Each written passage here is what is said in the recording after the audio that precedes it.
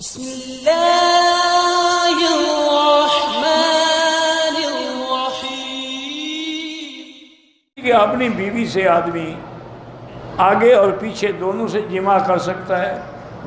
پیچھے سے جماع کرنے پر اللہ کے نبی نے لعنت بھیجی ہے کہ من اتی فی دبر امرأتہ فعلیہ لعنت اللہ، جو آدمی عورت کو غلط استعمال کرتا ہے اس پر اللہ کی لعنت ہوتی ہے۔ اب تمہاری مرضی ہے کہ اپنی بیوی کے باوجود لعنتی بنتے رہو، تو اس کا ہم کیا کر سکتے ہیں؟ کہتے ہیں جی کہ عورت سے جماع کے وقت لائٹ بند کرنا ضروری ہے؟ کوئی ضروری نہیں ہے، آپ کی بیوی آپ دیکھ سکتے ہیں، اس میں کیا ہے، اندھیرے کر دیں۔ یعنی اس کا معنی یہ ہوا کہ دن میں کبھی میاں بیوی نہ ملیں، پہلے اندھیرے کا انتظام کریں۔ پتہ نہیں کہاں سے لوگوں نے مسئلے گھڑے ہوئے ہیں۔ کہتے ہیں جی کہ عورت کو تیار کرنے کے لیے پہلے اس سے طلاق یا کوئی جنسی باتیں بالکل کرنی جائز ہیں، کیونکہ قرآن بھی یہی کہتا ہے۔ اللہ نے قرآن میں فرمایا ہے کہ یسألونک عن المحیض قل هو اذى فاعتزلوا النساء في المحیض ولا تقربوهن حتى يطهرن فاذا جب وہ پاک ہوئے فَأْتُوهُنَّ مِنْ حَيْثُ أَمَرَكُمُ اللَّهُ إِنَّ اللَّهَ يُحِبُّ التَّوَّابِينَ وَيُحِبُّ الْمُتَّطَهِّرِينَ فَأْتُوا حَرْثَكُمْ۔ قرآن کہتے ہیں حرث، اپنی کھیتی کی جگہ۔ تو کھیتی میں تو ہل بھی چلانا پڑتا ہے، پانی بھی لگانا پڑتا ہے، اس کی چھانٹ چھکال بھی کرنی پڑتی ہے، بوٹیاں بھی مارنی پڑتی ہیں، تب ہی کھیتی ہوگی نا۔ تو اس لیے یہ سب جائز ہے۔ بلکہ علماء نے یہ بھی لکھا ہے کہ اگر میاں بیوی آپس میں پیار کر رہے ہیں، طلاق کر رہے ہیں، بوس و کنار، تو یہ نفل پڑھنے سے بھی زیادہ ثواب، کیونکہ اس سے وہ زنا سے بچے گا نا۔ اور اگر محبت نہیں ہوگی تو وہ منہ کالا کرے گا، جہنم میں جائے گا۔ اگر عورت اپنے مرد کے اس شرمگاہ پہ بوسہ دے، بہرحال یہ شریعت کے خلاف ہے۔ میاں بیوی بغیر کپڑوں کے سو سکتے ہیں؟ کیوں نہیں سو سکتے؟ ہاں میاں بیوی ہیں، بالکل سو سکتے ہیں۔ تم وہ مسئلے پوچھو نا جی شریعت کے یا تقوی کے، پرہیزگاری کے، وہ چھوڑو۔ وہ تو انبیاء نے تو کبھی دیکھا نہیں، بیوی فرماتی کہ میں نے حضور کا بدن ہی نہیں دیکھا، تو وہ بغیر کپڑوں کے کیسے سوتے ہوں گے؟ وہ بلند مقام ہے۔ جہاں تک فتویٰ ہے وہ یہی ہے کہ تم میاں بیوی سو سکتے ہو بغیر کپڑوں۔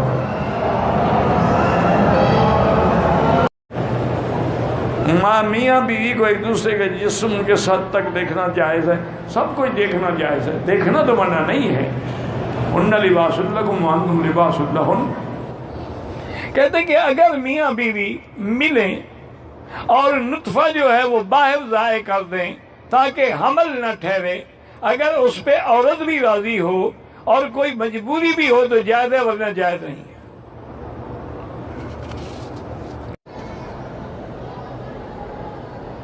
کہتا ہے کہ بعض اوقات بچہ دودھ پی رہا ہے، اس وقت بھی خاوند اپنی بیوی سے مل سکتا ہے، لیکن بہتر یہ ہوتا ہے کہ ایسی حالات میں نہ ملیں۔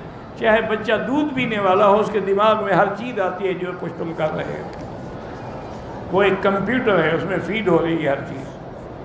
وہ بول نہیں سکتا، لیکن بڑا ہوگا اور پتہ لگے گا میرے باپ کا یہ حال ہے۔ اگر دو بیویاں ہیں میری، ایک ہی کمرے میں، ایک دوسرے کے سامنے میاں بیوی ہم مشترکت نہیں کر سکتے ہیں، دوسرے کو ایذا پہنچانے کی اللہ نے اجازت نہیں دی۔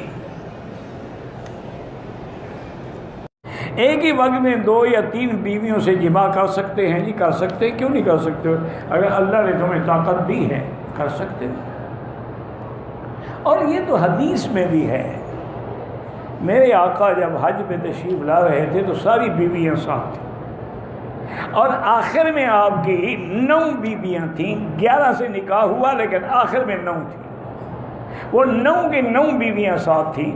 حضور مدینے سے ذی الحلیفہ آ گئے، وہاں قیام فرمایا، رات گزاری، تو اسی رات میں حضور نے اپنی ہر بیوی کے ساتھ جا کے مجامعت کی تاکہ سنت بھی پوری ہو جائے اور احرام سے پہلے سب کے خواہشات نفسانی بھی مٹ جائیں۔ تو اگر یہ ناجائز ہوتا تو حضور سب سے کیوں ایسی بات کرتے؟ جائز ہے۔ کوئی آدمی عورت کے ماہواری کے ایام میں ہم بستری کرے وہ گناہ گار ہے، توبہ بھی کرے، صدقہ و خیرات بھی کرے، قرآن کے خلاف ہے کہ یسألونک عن المحیض قل هو اذى،